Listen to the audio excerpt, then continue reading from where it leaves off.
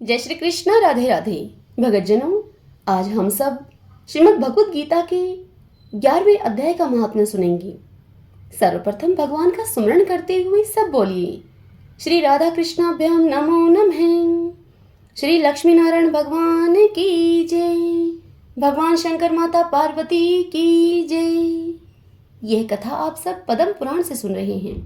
देवी पार्वती से श्री महादेव जी कहते हैं, हे प्रिय, गीता के वर्णन से संबंध रखने वाली कथा एवं विश्व रूप अध्याय के पावन महात्म्य को श्रवण करो। अब विशाल नेत्रों वाली हे पार्वती, इस अध्याय के महात्म्य का पूरा वर्णन नहीं किया जा सकता। इसके संबंध में सहस्त्रों कथाएं हैं। उनमें से एक यहाँ कही जाती है। परिणीता नदी के तट पर मेघंकर नाम से विख्यात एक बहुत बड़ा नगर है। उसके प्राकार और गोपुर बहुत ऊंचे हैं। वहां बहुत बड़ी बड़ी विश्रामशालाएं हैं जिसमें सोने के खंभे शोभा दे रहे हैं। उस नगर में श्रीमान सुखी, शांत, सदाचारी तथा जितेंद्रिय मनुष्यों का निवास है। वहां हाथ में शारंग नामक धनुष धारण करने वाले जगदीश्वर भगवान विष्णु विराजमान हैं। वे परब्रह्मा के साकार स्वरूप हैं। संसार के नेत्रों को जीवन प्रदान करने वाले हैं। उनका गौरवपूर्ण श्री विग्रह भगवती लक्ष्मी के नेत्र कमलों के द्वारा पूजित होता है। भगवान की वह झांकी वामन अवतार की है। मेघ के समान उनका श्यामवर्ण तथा कोमल आकृति है। वक्ष स्थल पर श्रीवत्स का चिन्ह शोभा पाता है। वे कमल और वनमाला से विभूषित हैं। अनेक प्रकार के आभूषणों से सुशोभित होकर भगवान वामन रतन युक्त समुद्र के सदृश जान पड़ते हैं। पीतांबर से उनके श्याम विग्रह की कांति ऐसी प्रतीत होती है मानो चमकती हुई बिजली से घिरा हुआ निस्कंद मेघ शोभा पा रहा हो। उन भगवान वामन का दर्शन करके जीव जन्म एवं संसार के बंधन से मुक्त हो जाता है। उस नगर में मेखला नामक एक महान तीर्थ है जिसमें स्नान करके मनुष्य शाश्वत बैकुंठ धाम को प्राप्त होता है। वहां जगत के स्वामी करुणासागर भगवान नरसिंह का दर्शन करने से मनुष्य 7 जन्मों के किए हुए घोर पाप से छुटकारा पा जाता है। जो मनुष्य मेखला में गणेश जी का दर्शन करता है वह सदा दुस्तर विघ्नों के भी पार हो जाता है।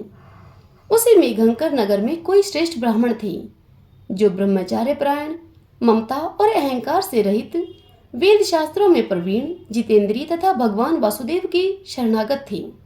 उनका नाम था सुनंद।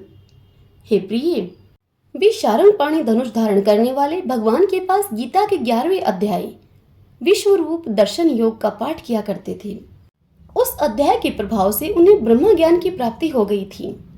परमानंद संदेह से पूर्ण उत्तम ज्ञान में समाधि के द्वारा इंद्रियों के अंतर्मुख हो जाने के कारण वे निश्चल स्थिति को प्राप्त हो गए थे और सदा जीवन मुक्त योगी की स्थिति में रहते थे। एक समय जब बृहस्पति सिंह राशि पर स्थित थे, महायोगी सुनंदा ने गोदावरी तीर्थ की यात्रा आरंभ की। वे कर्मशः वीरज तीर्थ, तारा तीर्थ, कपिला संगम, अष्ट तीर्थ, कपिला द्वार, नरसिंह वन, अंबिकापुरी तथा करस्तानपुर आदि क्षेत्रों में स्नान और दर्शन करते हुए विवाह मंडप नामक एक नगर में आए। वहां उन्होंने प्रत्येक घर में जाकर अपने ठहरने के लिए स्थान मांगा, परंतु कहीं भी उन्हें स्थान नहीं मिला। अंत में गांव के मुखिया ने उन्हें एक बहुत बड़ी धर्मशाला दिखा दी।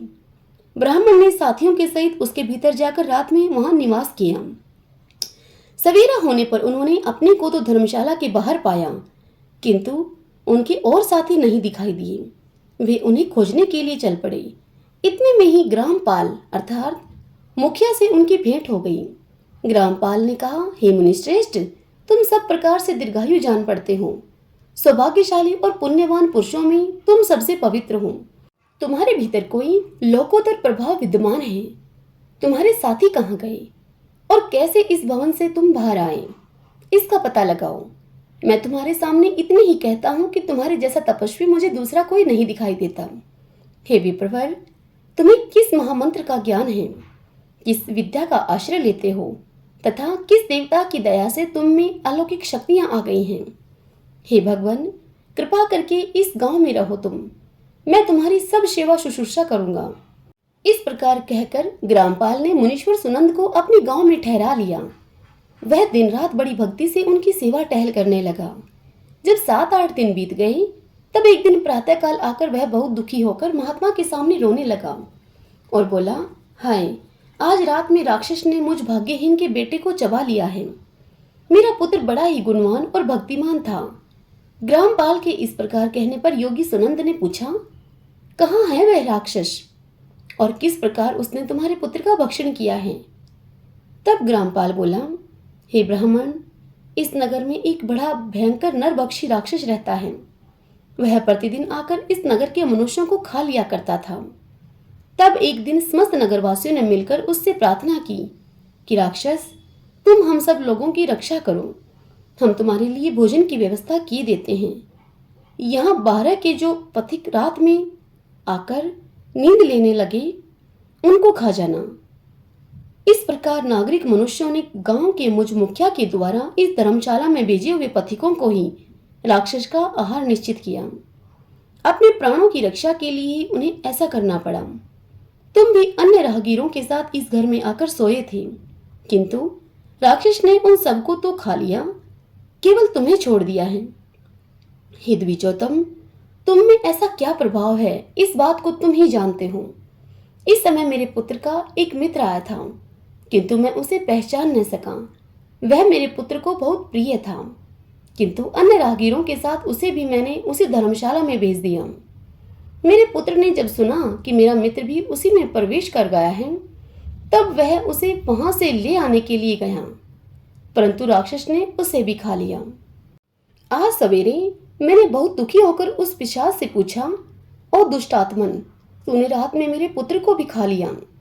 तुम्हारे पेट में पड़ा हुआ मेरा पुत्र जिससे जीवित हो सके, ऐसा कोई उपाय यदि हो तो मुझे बताओ। तब उस राक्षस ने कहा कि हे ग्रामपाल, धर्मशाला के भीतर घुसे हुए तुम्हारे पुत्र को न जानने के कारण मैंने भक्षण किया है। अन्य पथिकों के साथ तुम्हारा पुत्र भी अनजाने में ही मेरा ग्रास बन गया है। वह मेरे उदर में जिस प्रकार जीवित और रक्षित रह सकता है, वह उपाय स्वयं विधाता ने ही कर दिया है। जो ब्राह्मण सदा गीता के 11वें अध्याय का पाठ करता हो, उसके प्रभाव से मेरी मुक्ति होगी और मेरे हुओं को पुनः जीवन प्राप्त होगा। यहाँ कोई ब्राह्मण रहते हैं जिनको मैंने एक दिन धर्मशाला से बाहर कर दिया था। वे निरंतर गीता के 11वें अध्याय का जप किया करते हैं।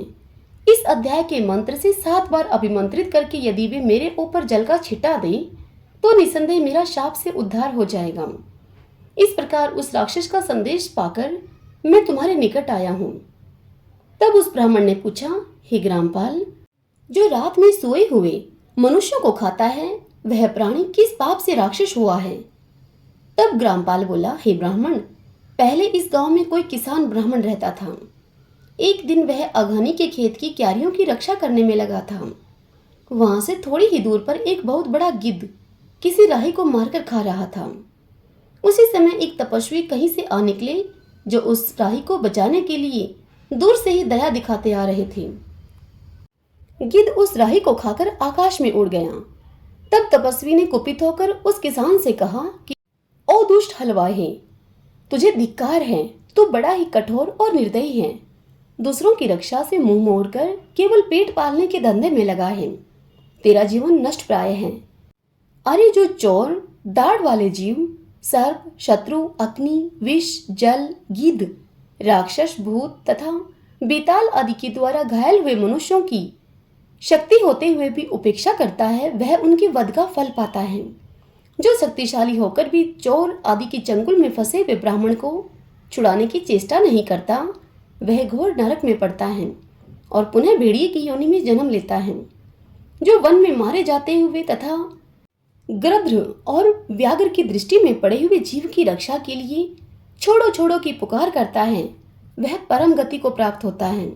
जो मनुष्य गौओं की रक्षा के लिए व्याघ्र से, भील तथा दुष्ट राजाओं के हाथ से मारे जाते हैं, वे भगवान विष्णु के उस परम पद को पाते हैं, जो योगियों के लिए भी दुर्लभ है।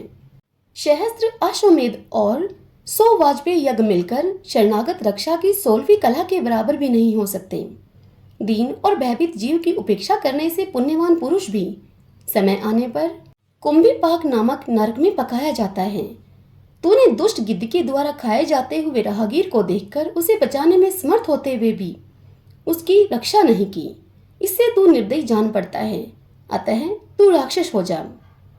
तब हलवाहा बोला, महात्मन, यहाँ मैं उपस्थित अवश्य था, किंतु मेरे नेत्र खेती की रक्षा करने में लगे थे। अतः पास होने पर भी गिद्ध के द्वारा मारे जाते हुए इस मनुष्य को मैं नहीं जान सका। अतः मुझ दिन पर आपको अनुग्रह करना चाहिए। तपस्वी ब्राह्मण ने कहा, जो प्रतिदिन गीता के 11वें अध्याय का जप करता है, उस मनुष्य के द्वारा अभिमंत्रित जल जब तुम्हारे मस्तक पर पड़ेगा, उस समय तुम्हें शाप से छुटकारा मिल जाएगा। इस प्रकार कहकर तपस्वी ब्राह्मण वहां से चले गए और वह हलवाहा राक्षस बन गया। अतः हे द्विश्रेष्ठ, तुम चलो और 11वें अध्याय से तीर्थ के इस जल को अभिमंत्रित करो और फिर अपने ही हाथ से उस राक्षस के मस्तक पर उसे छिड़क दो। ग्रामपाल की यह सारी प्रार्थना सुनकर ब्राह्मण का हृदय करुणा से भर गया। वे बहुत अच्छा कहकर उसके साथ राक्षस के निकट गए। वे ब्राह्मण योगी थे। उन्होंने विश्व रूप दर्शन नामक 11वें अध्याय से जल अभिमंत्रित करके उस राक्षस के मस्तक पर डाला। गीता के अध्याय के प्रभाव से वह शाप मुक्त हो गया। उसने राक्षस देह का परित्याग करके चतुर्भुज रूप धारण कर लिया तथा उसने जिन सहस्त्र पथिकों का भक्षण किया था, वे भी शंख, चक्र एवं गदा धारण किए हुए चतुर्भुज रूप हो गए। तत्पश्चात वे सभी विमान पर आरूढ़ हुए। इतने में ही ग्रामपाल ने राक्षस से कहा, हे निशाचर, मेरा पुत्र कौन है, उसे दिखाओ। उसके यूं कहने पर दिव्य बुद्धि वाले राक्षस ने कहा, ये जो तमाल के समान श्याम, 4 भुजाधारी, माणि मणक्य से युक्त, मुकुट से सुशोभित तथा दिव्य मणियों के बने हुए कुंडलों से अलंकृत हैं, हार पहनने के कारण जिनके कंधे मनोहर प्रतीत होते हैं, जो सोने के भुजबंदों से विभूषित, कमल के समान नेत्र वाले, सनिग्ध रूप तथा हाथ में कमल लिए हुए हैं और दिव्य विमान पर बैठकर देवत्व को प्राप्त हो चुके हैं, इन्हीं को तुम अपना पुत्र समझो। यह सुनकर ग्रामपाल ने उसी रूप में अपने पुत्र को देखा और उसे अपने घर ले जाना चाहा। यह देखकर उसका पुत्र हंस पड़ा और इस प्रकार कहने लगा। पुत्र बोला, हे ग्रामपाल, कई बार तुम भी मेरे पुत्र हो चुके हो। पहले मैं तुम्हारा पुत्र था, किंतु अब देवता हो गया हूँ। इन ब्राह्मण देवता के प्रसाद से वैकुंठ धाम को जाऊंगा। देखो, यह निशाचर भी चतुर्भुज रूप को प्राप्त हो गया है। 11वें अध्याय के महात्म्य से यह सब लोगों के साथ श्री विष्णु धाम को जा रहा है। अतः तुम भी इन ब्राह्मण देवता से गीता के 11वें अध्याय का अध्ययन करो और निरंतर उसका जप करते रहो। इसमें संदेह नहीं है कि तुम्हारी भी ऐसी ही उत्तम गति होगी। हे तात, मनुष्यों के लिए साधु पुरुषों का संग सर्वथा दुर्लभ है, वह भी इस समय तुम्हें प्राप्त है। अतः अपना अभिष्ट सिद्ध करो। धन, भोग, दान, यज्ञ, तपस्या और पूर्त कर्मों से क्या लेना है। विश्व रूपाध्याय के पाठ से ही परम कल्याण की प्राप्ति हो जाती है। पूर्णानंद संदोह स्वरूप श्री कृष्ण नामक ब्रह्मा के मुख से कुरुक्षेत्र में अपने मित्र अर्जुन के प्रति जो अमृतमय उपदेश निकला था, वही उपदेश श्री विष्णु का परम तात्विक रूप है। तुम उसी का चिंतन करो। वह मोक्ष के लिए प्रसिद्ध रसायन है। संसार भय से पड़े हुए मनुष्यों की आदि व्याधि का विनाशक तथा अनेक जन्मों के दुखों का नाश करने वाला है। मैं उसके सिवा दूसरे किसी साधन को ऐसा नहीं देखता।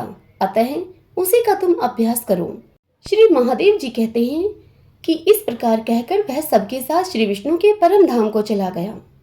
तब ग्रामपाल ने ब्राह्मण के मुख से उस अध्याय को पढ़ा। फिर वे दोनों ही उसके महात्म्य से विष्णु धाम को चले गए। हे देवी पार्वती, इस प्रकार तुम्हें 11वें अध्याय की महात्म्य की कथा सुनाई है। इस कथा के श्रवण मात्र से महान पातकों का नाश हो जाता है।